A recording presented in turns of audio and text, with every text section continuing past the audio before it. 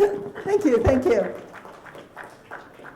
So, hi, my name's Elonka Dunin, and I'm going to be speaking about one of the most famous unsolved codes in the world, which is called Kryptos.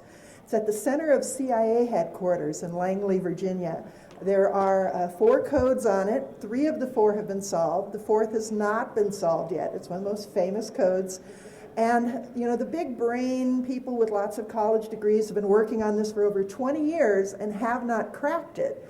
So I believe it's very possible that it's going to be a kid that is going to make the intuitive leap, that is going to finally crack this code. So that's one of the reasons I'm here, to share this information. And I've got a bunch of really cool graphics and pictures here.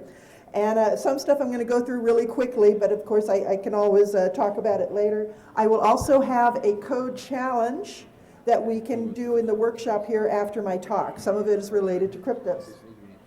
So, this is the sculpture I'm going to be talking about. It's at the center, it's in the courtyard between the original and new headquarters buildings at the CIA.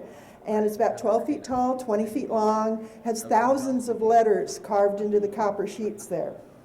And don't worry, I'll be telling you what it says. I first heard about Kryptos through a HackerCon, which was called Freaknik. It takes place in Nashville. There had been a code released at Freaknik 3 as a challenge to the attendees of the conference, and no one cracked it. So a year later, I was at a convention called DragonCon in Atlanta, and the hackers there were handing out the code challenge saying, hey, if anybody can solve this, you'll win a prize. And I picked it up with all the other stuff you get at a convention. I took it home, and I cracked it. It took me 10 days, but I won the prize, which was a free trip to a HackerCon and free hotel, drinks, T-shirts, and all that stuff. And I wrote a tutorial about how I'd cracked it, and on the sheets that I'm going to be giving out, there's a URL there, and I also have it on these sheets. And so you can go through and you can work through the tutorial to see all the different steps of the Freaknik 3 code. I also hid some codes within the tutorial, sort of in-jokes to things, so you're welcome to look for those as well. But while I was solving the Freaknik 3 code, it was sort of like an onion. It was layer after layer after layer. And there were dead ends as well. There were red herrings. And one of those dead ends was, okay, you've gotten this far, now go here. And it was a URL to the CIA website, and it had a picture of the Kryptos sculpture at CIA saying, go solve this now. And I went and I saw it, and I thought, oh, wow, Kryptos, what's this? And oh, it's one of the most famous unsolved codes in the world. Ha ha, it was a joke in the Freaknik 3 code, and then I went back and I solved the rest of the Freaknik 3 code. But while learning about Kryptos, I learned about how the first 3 parts have been solved, 4th hadn't been solved, and this is the 4th part. 97 characters at the very bottom of one of the plates. We don't know what it says. So what is Kryptos? Well, it was a sculpture. It was commissioned when the CIA wanted a new headquarters building, and when they build a new building in Washington, D.C., or really kind of anywhere, they generally also hire artists to put large sculptures and other art in the gardens around that building.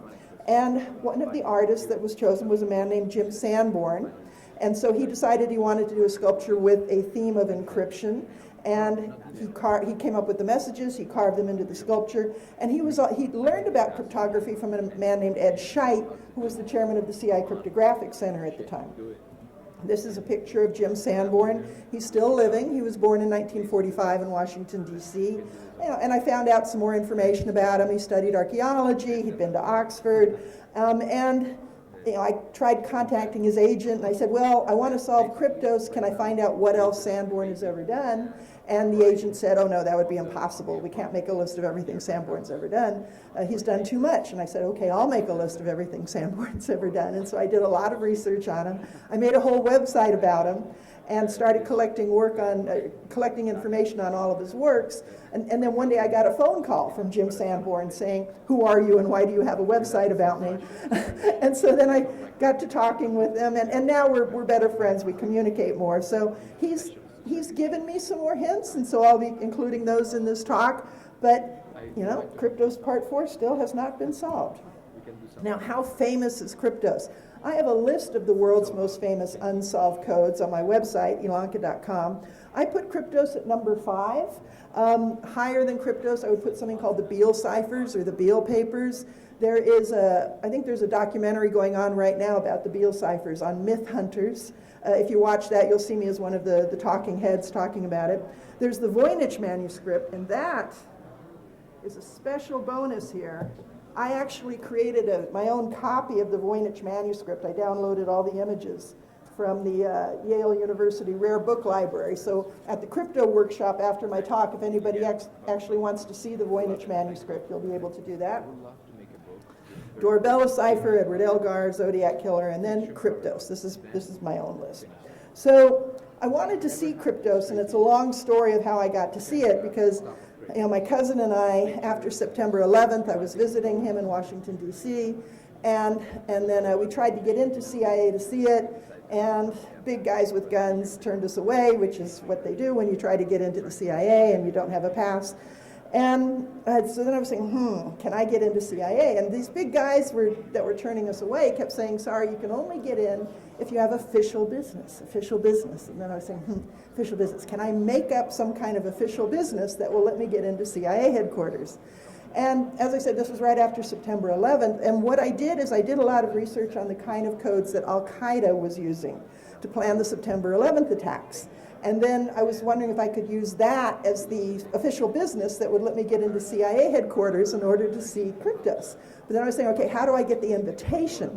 So every time I would give my talk about the Al-Qaeda codes, I would be doing this at universities and different hacker cons, I would say, boy, I'd love to give this talk at CIA someday. Boy, I'd love to give this talk at CIA someday. So go back to DEF CON, I think it was 2002, when it was at the Alexis Park Hotel.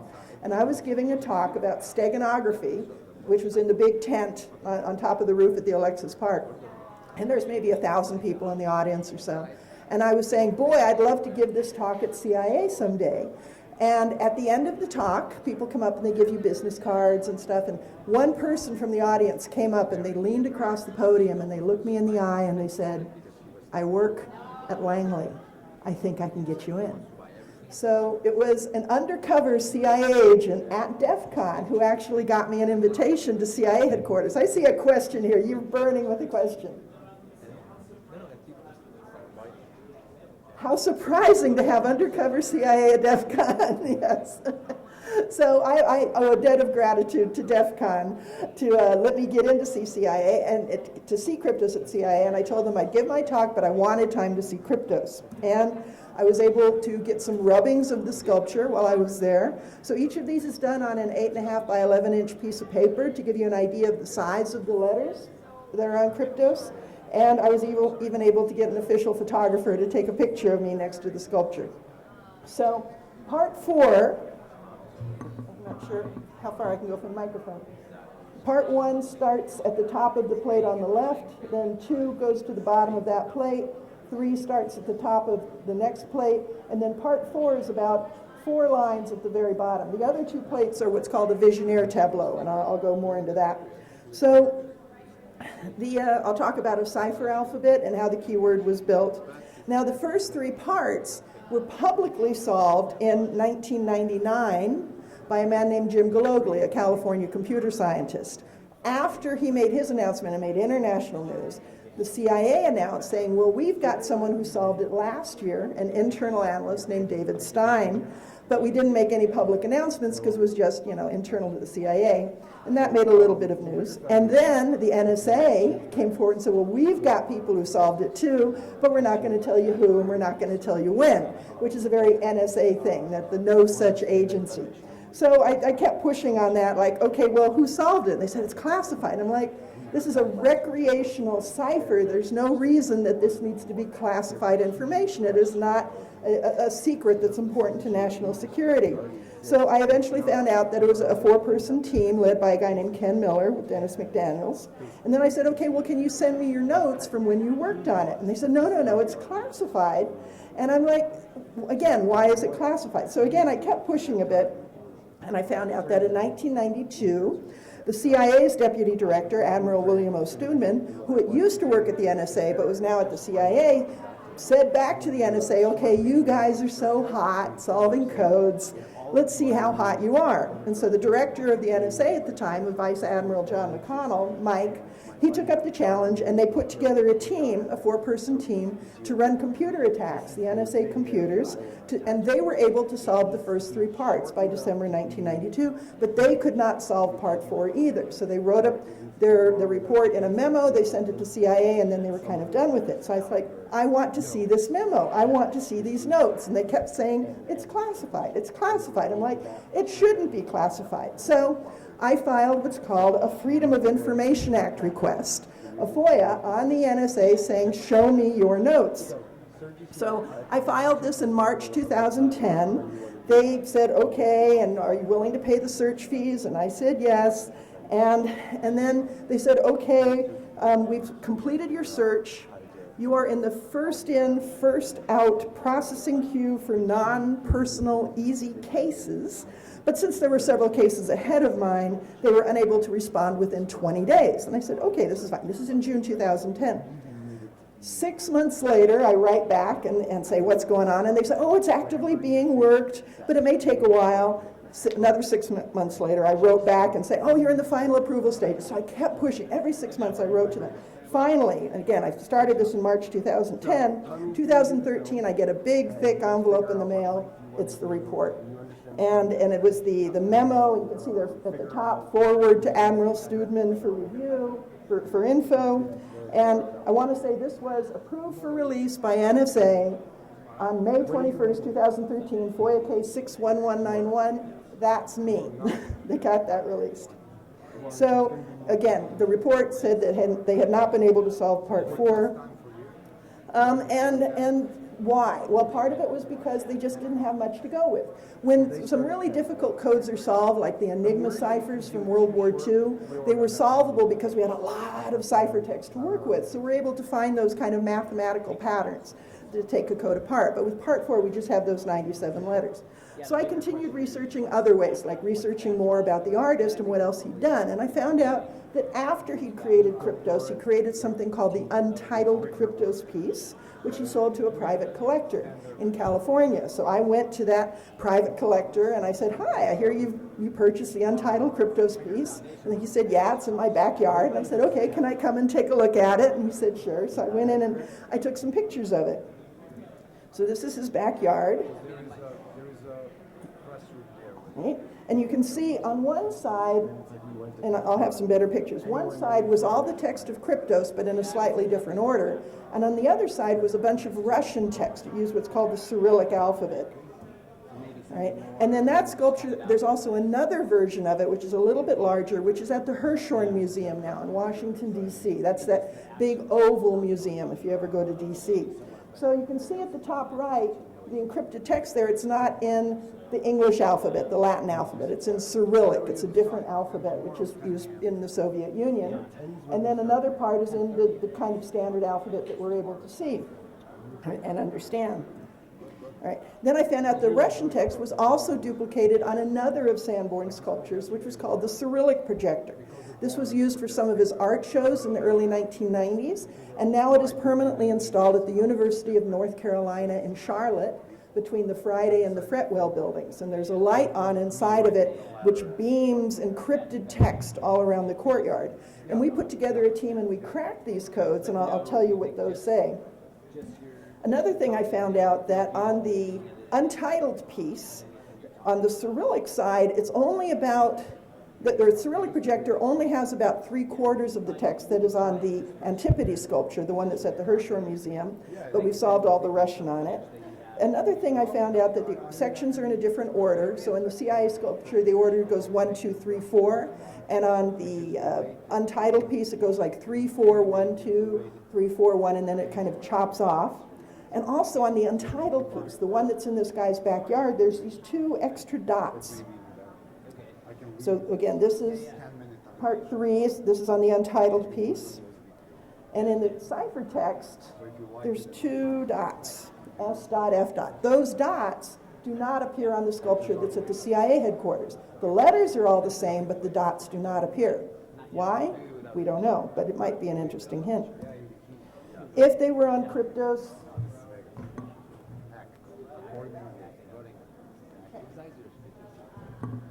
so what does Kryptos say? We have the Vigenère table, that's the other two plates. This is what's called a polyalphabetic substitution cipher. I know in the previous talk you heard about substitution ciphers. Those used a single alphabet, so it's called a monoalphabetic substitution cipher. Vigenère is a little more complicated. It uses multiple alphabets, so it's a polyalphabetic.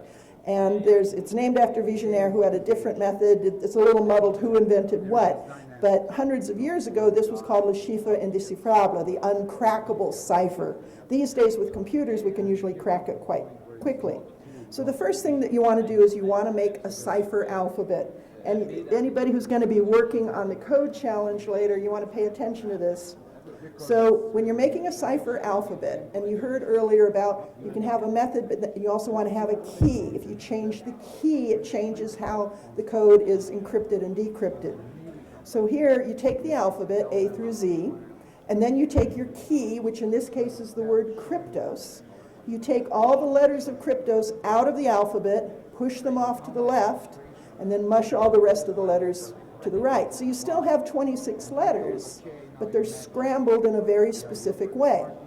So in this case, we have the word kryptos, but you could also use the word apple. You could use the word orange. You could use the word tree. Now, tree would be a little tricky because it's got that doubled letter, T-R-E-E. So what would you do? How would you get the other E? And the answer is you would not. So you would just take T-R-E and then mush the rest up together. So doubled letters would be removed. But in this case, kryptos, they're all unique letters, so you just move them all over. Okay? All right. So with the kryptos cipher alphabet, you can then line them up. Kryptos. If my mouse show, it does not. So kryptos, now, and then you take all of them and you shift them by one. So you get these nice diagonals with the Q's and the J's. Everybody see the diagonals there? And one of the advantages of this system is you can read the word kryptos in the top line, but also if you read down the left-hand column, you can also read the word kryptos, because everything has been shifted by exactly one. So now we're going to make it even harder. Instead of reading the word kryptos down the left column, we're going to spell a different word down that left-hand column. In this case, we're going to use the word palimpsest. So we're using the kryptos cipher alphabet, that's our first key, and our second key is the word palimpsest. So we find the letters for the word palimpsest, and we move them all over to the left-hand column and then kind of fill in the rest. So now we have this nice grid that's using two keys, kryptos and palimpsest. Palimpsest, by the way, is a word for a scroll that has had one message written on it. That message was then scraped off, and another message was written on the scroll. But you can still see bits of the old message showing through. That's what a palimpsest is. All right. So part one of kryptos is the top two lines on the sculpture there.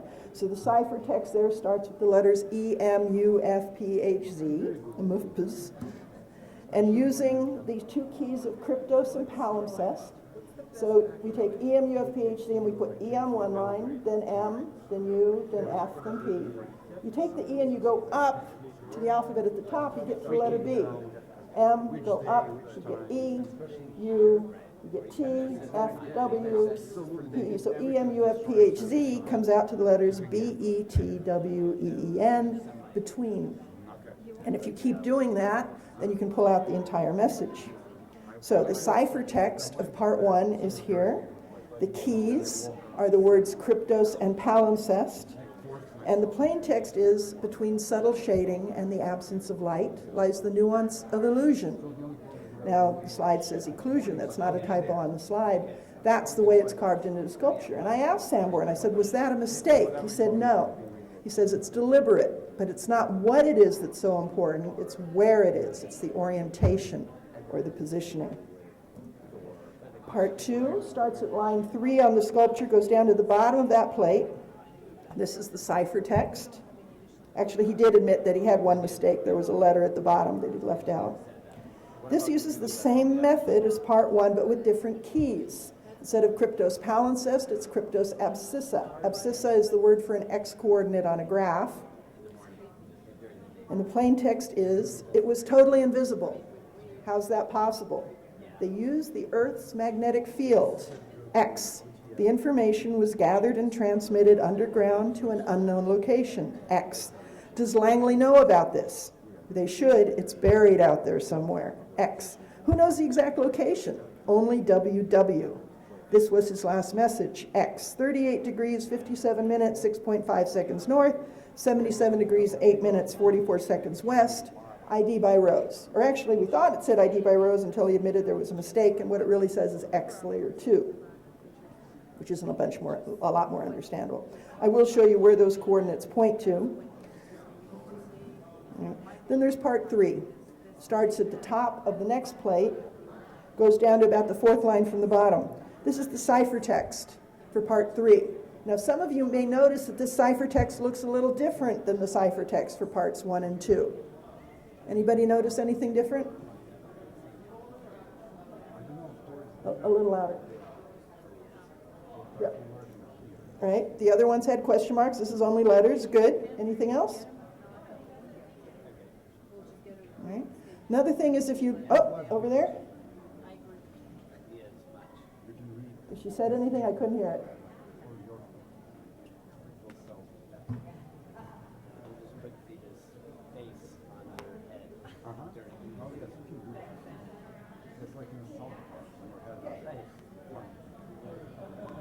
So she said she sees the word teen. Good point. It looks more like English here than the other two did, because we see lots of vowels in here. We see E's and A's and T's. If you do a frequency analysis of the English alphabet, the most commonly used letter is E, followed by T, because there's a lot of thes and theres in English. So this uses a different method from parts 1 and 2. Parts 1 and 2, it was a polyalphabetic substitution cipher. This is not substitution, this is what's called a transposition cipher. All the letters of the plain text message are there, they're just scrambled. So we need to figure out the method that was used to scramble and then unscramble them. So this is one method that I came up with, which is you take all the letters from part 3, you line them up, and then start at the far right, in the middle where that S is, and then count down. Count down by 4. 1, 2, 3, 4. Wrap around to the top, you get an L. Count down another 4, you get O, W. And you keep doing that, and then you start getting a message. Slowly, desperately. And you get these lovely diagonals, and the entire message comes out. And what it says is slowly, desperately slowly, the remains of passage debris that encumbered the lower part of the doorway was removed. With trembling hands, I made a tiny breach in the upper left-hand corner, and then, widening the hole a little, I inserted the candle and peered in. The hot air escaping from the chamber caused the flame to flicker, but presently details of the room within emerged from the mist. X. Can you see anything? Q. Does anybody recognize that passage? I have a grown-up. Any kids? Okay, grown-up. Is it H.P. Lovecraft? It is. It is not Lovecraft, but it is from a book that was written. Okay. Any other ideas? Telltale Heart. It is not fiction. It's actually from a non-fiction book.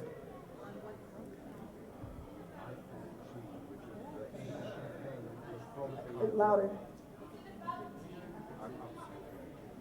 Is it about Tutankhamun's tomb? Exactly, you got it. This is a paraphrased extract from the diary of the archaeologist Howard Carter on the day that he discovered King Tut's tomb. Right?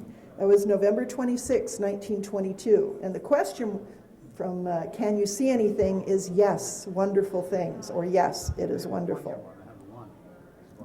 So, other methods for solving part 3 is you could take the word kryptos and it generates a numeric key, 1473625. The way that works is you would take all the letters of kryptos and you would alphabetize them. And if they were alphabetized, then you would number them 1, 2, 3, 4, 5, 6, 7. And then if you put it back the way it was and bring the numbers with them, you get the key of 1473625. And if you look at my slowly, desperately, slowly, that's the order it comes off from. Row 1, row 4, row 7, row 3, row 6, 2, and 5. Starting with that first one is 1. It's just another method of doing it, but it's interesting because it lets you use the word kryptos as the key. And then there's also a mathematical formula, which I won't go into the details of here. And there's also double columnar transposition. So we come back to part 4. Can't tell you what it says. We don't know. Right? We do know that the letters to kryptos are in there, bolded, sort of close to each other. We know that if you take everything and put it in 7-letter rows, and you look for every letter that is doubled. There's only 6 doubled letter pairs. 5 of them are all in the same columns. Might be related, might not. The chances statistically that you might have that is like 1 in 1,000. And of course, 7-letter rows would be crypto 7 letters. So I'm now going to go very quickly through the Cyrillic Projector. I've already told you through some of this, how we cracked it. It was 3 steps. We transcribed it, we decrypted it, and then we translated it. We have a discussion group where we took a bunch of pictures of it and then worked from those pictures to make a transcript, which was a very lengthy and painful process because we were working from Polaroid pictures of Russian text that was backwards on a cylindrical sculpture. So we had lots of pictures and trying to match them all up. We actually had 3 different people in the group all make independent transcripts, and then we compared them to make sure we had a hyper-accurate one. We worked on it for a while. We didn't get much further, and then we all had like real lives to go back to, so we kind of went on. And I posted this on my website, and then I got an anonymous message. So my day job is I make computer games. And we have a feedback form that people can send us anonymous feedback if they want for the games. Well, one day, customer service comes over to my desk and they say, Elonka, we have a message. We think it's for you. And it said, I have managed to solve the cryptographic portion of the cipher. It is, as advertised, not terribly difficult. P.S. I am doing this anonymously because I have a sense of humor. So I figured it was probably related to the Cyrillic Projector, but it was anonymous. I didn't know who sent it. And then it's an interesting thing is, should they get credit for solving? All right? And the answer is no. Credit will go not to the first person to solve something, but the first person who can prove that they've solved it by supplying enough information that an independent party can verify it. It's the standard scientific method, okay? It's not that you do it, but can you do it? Can you repeat it? Can someone besides you repeat that same thing? Can you communicate the method? If it can't be duplicated, it's probably not real. Like those people a few years back who said they were cloning humans. Okay, great. Can any other lab besides you do the same thing as what you're doing? And no one could. It fell through. So it's just something to know. If you want credit, you have to publish. You have to tell the world, and you have to communicate it. I get people writing to me about once a week saying they've solved Kryptos or they've solved one of the other unsolved codes. And they expect that I'm immediately going to get on the phone to CNN and say, hey, somebody solved this code. But no, I go back to them and say, give me like the first word of the plain text or the last word. Give me something that will prove you've done it and we can timestamp it. And then you have to share enough of the method so that somebody else can duplicate it, and then I'll call CNN. But so far, no one's done it. Right. So what happened with the Cyrillic Projector, and again, I'm going to be kind of speeding through this, is that I was reading my weblogs one day, because I'm interested in who links to my website, and I saw a really interesting link, which was home.earthlink.net, somebody's name, cpsolution.htm. I thought, CP Solution, that's a really intriguing URL. And I went and I found it, and I saw what was obviously a visionaire table. And the anonymous solver had been creating this page that they were going to put out on the web and kind of give us another hint about what they'd done. But what they didn't know is that at the top they said a transcription is here. They linked to my site. As soon as they linked to my site, I could go back and see where their website was. And it was an Earthlink site which had their name in the URL. So immediately I could get their email address and go back and write to them and say, hey, congrats.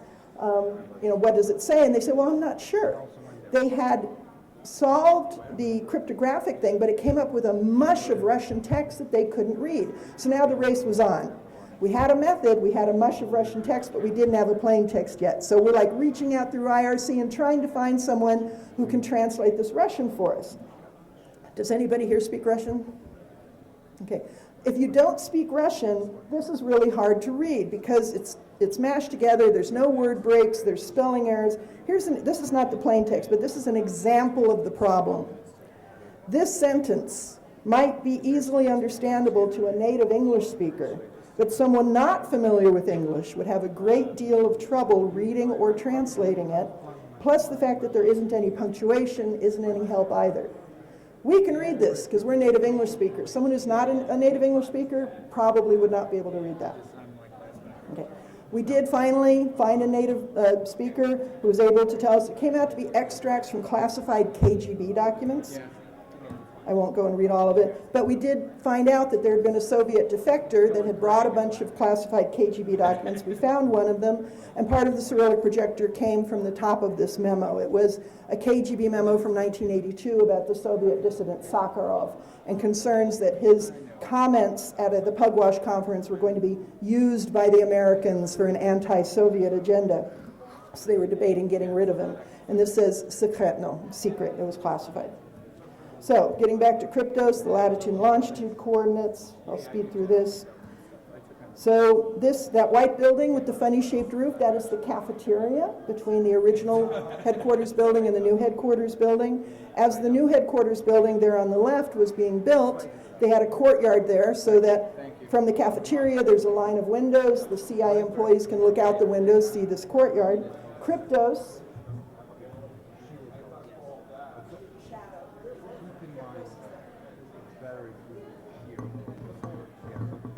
There's also a duck pond there and some other slabs. The artist also, here's another view, and the artist also did some slabs out front that have Morse code messages in them. They say things like SOS, shadow forces, lucid memory, T is your position. On the code challenge that I'll be giving you later, I'll show you the other Morse code messages if you want to translate them. Okay. So the coordinates from part 2, we believe, points to an area in the courtyard about 150 feet southeast of the sculpture. We've been there, there's nothing there. There's lunch tables that can be like dragged around, but it's possible that it's not what's in the courtyard. Remember that X layer 2. CI is actually a series of levels. There might be something at a lower level, but again, we don't know. What else have we discovered about Kryptos? There's an extra L on the Visionnaire tableau side. Down the right-hand column, it should be identical to the alphabet. It should go E, F, G, H, I, J, L, M, but wait, it goes E, F, G, H, I, L, L. So 2 of the lines end with L. Why? We don't know. It's possible that Sanborn was trying to draw the I to that line as a way of giving a hint. He sort of did this with the Cyrillic Projector. The Cyrillic Projector was a Visionnaire system, polyalphabetic, that used the keywords of Tien and Medusa. Tien is the word for shadow, darkness. Medusa, the mythological creature, or the jellyfish. And if you look at the words that are being beamed out from the sculpture, right there we got the word Medusa. And that word Medusa is in the Latin alphabet, not in the Cyrillic alphabet. There is no S in the Cyrillic alphabet. There is no D, at least not written like that. So where does that word Medusa come from on the sculpture? It comes from the third line up from the bottom of the plate. Well, if you go into daylight and you look at that plate, third line up, there's actually an extra bolt on that line. It's a little hard to see here, but if you look from the other side of the sculpture, it's really obvious that there's a bolt there. Only bolt like that on the sculpture. So it's possible that Sanborn put that bolt there as a way of saying, hey, there's a hint here, look at it. So Ed Scheidt, I talked to him as well. I'll be seeing him again later this year. And he said he did things to mask the English in part 4. But he said we cannot solve it by weighting the English language. He said the first 3 parts were solved with the advantages of the English language. We knew like vowels and doubled letters and the frequency. He said he removed that advantage for part 4. So he said the first thing we need to do for part 4 is figure out the masking technique that was used. I'm not sure what it means, but I'm sharing it with you guys. He said he used a little bit of steganography, which is a way of hiding a message. But he has said that it is in English. They didn't put it in ancient Ethiopian or Urdu or something. He says it is an English plain text, and he says it uses all the letters. So it's not like we just remove some of the letters that are unneeded. Now, Sanborn gave us a hint. He said in 2010, he said, I'll give you one of the words. That word is Berlin. So where it says NYPVTT, that's the word Berlin, the city Berlin. So big flurry of activity, international news, especially in Germany, wondering why the word Berlin is on this sculpture at the center of CIA headquarters. And We did find that we can get the word Berlin to show up there with a polyalphabetic system if we use the keys of shifted and binary. Berlin pops right up, but we don't get anything intelligible before or after it. Also, we can use lots of other keys that will also generate the word Berlin at exactly that location, but nothing intelligible before or after. So Sanborn, we also said, okay, well, is it Berlin? Is it number of links? You know, there is amber line. There's other ways that Berlin could be there.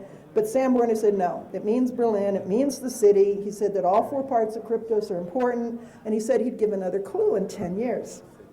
Well, he did give another clue in 2014, where he said, okay, right after where it says Berlin, there's MZFPK. He said that's the word clock, Berlin clock. So now we have about 10% of the plain text from part 4. We still haven't solved the thing. Don't know. I'm eagerly awaiting the next clue. Just a few other things we've noticed about it. Part 3, there are a few letters that are slightly out of alignment. You can see those letters Y, A, and R. And when I showed this slide to Sanborn, he said it's important. We don't know why.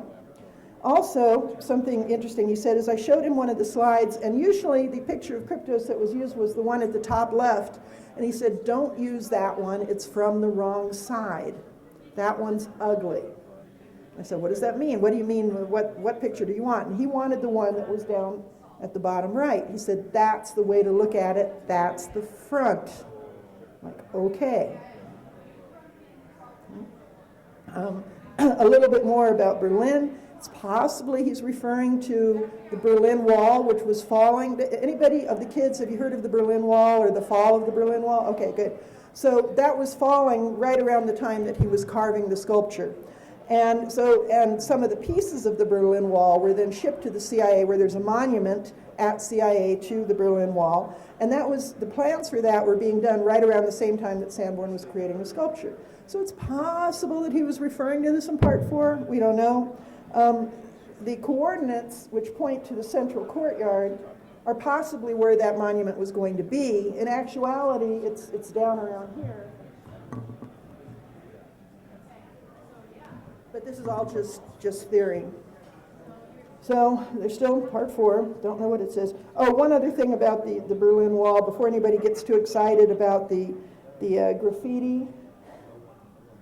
That is not original graffiti from the Berlin Wall. The CIA received blank slabs and then hired an artist to paint fake graffiti on the slabs to make it look like it was from the Berlin Wall. Just thought I'd toss that. Okay.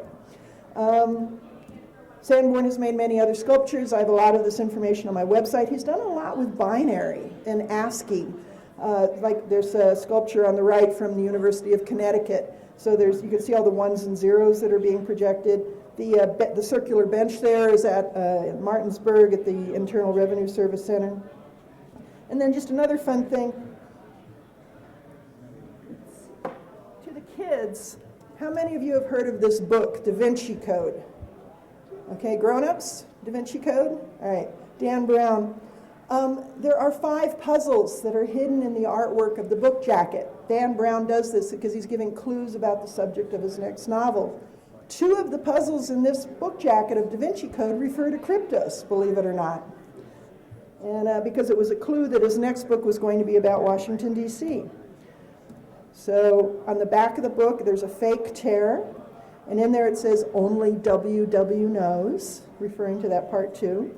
And I don't know if you can see it in this light, but along the left, light red on dark red, are a series of numbers. 37 degrees, 57 minutes, 6.5 seconds north, 77 degrees, 8 minutes, 44 seconds west, referring again to part 2 of Kryptos. So they were referring to Washington, to the sequel of the Da Vinci Code called The Lost Symbol, which features Kryptos as a theme throughout the novel. I actually helped Dan Brown with the research for the novel. He'd call me up and say, has anything new been discovered about Kryptos? And in thanks, one of the characters in this book is named after me. My name is Elonka. There's a character named Nola K, which is a scrambled version of Elonka. So, summary. Kryptos, it has 4 codes on it. 3 of the 4 have been solved. 4th has not been solved yet. Why hasn't it been solved? Well, 1, it's very short. We generally need a lot more ciphertext to work with. It may be messed up. He may have made a mistake, but he's reviewed it pretty thoroughly by this point. It's also possible there's a clue on CIA grounds. I mean, Kryptos was never designed as a public challenge. It was designed as a challenge to the employees at the CIA. So maybe there's something on the grounds of the CIA that we just don't have access to. And it's possible we were misdirected. Ed Scheidt, both Sanborn and Scheidt have said that the answer's in English. Maybe it's in French or Egyptian or Ethiopian. Or maybe when Sanborn said the plain text, we have Berlin and clock, maybe it doesn't really say Berlin there. Maybe he's just telling us that to try and throw us off the scent. But they have both said that it is solvable. My own goal, people say, oh, Elonka, you want to solve Kryptos? I say, no, I want to see it solved. So if I can help see it solved by sharing as much information as I can with other people, that's what I'm going to do. If you want more information, I do have a book, which you can get on Amazon for probably like $1 now, Secret Codes and Cryptograms. There's a chapter in there. I'm also going to be giving another talk about Kryptos at the Freaknik HackerCon in Nashville. Freaknik is now in its 19th year. That'll be November 6th through 7th. You can go online. My website is elonka.com/Kryptos. There's a Yahoo group. You can join the discussion. Anybody can join the discussion, even kids. All you got to do is send an email to kryptos-subscribe@yahoogroups.com.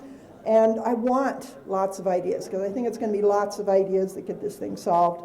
There's documentaries, there's one on Nova, and of course you can just Google, and there's more information out there. There's also this book called Secrets of the Lost Symbol. There's a couple articles in there with much more information about Kryptos. And any questions? Yes?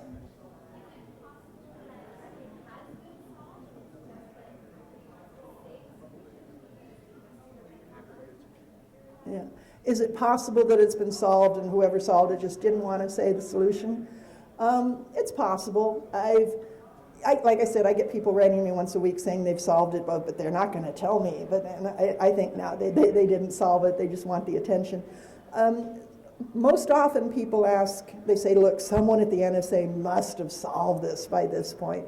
And I don't think so. I organize a dinner like every couple years where anybody who's working on Kryptos can come in and can meet Jim Sanborn, meet Ed Scheidt. We had some NSA people come out last time.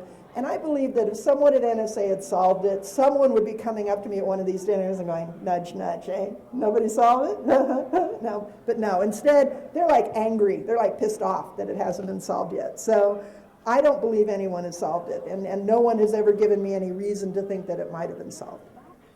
Okay. Any other questions? Yes?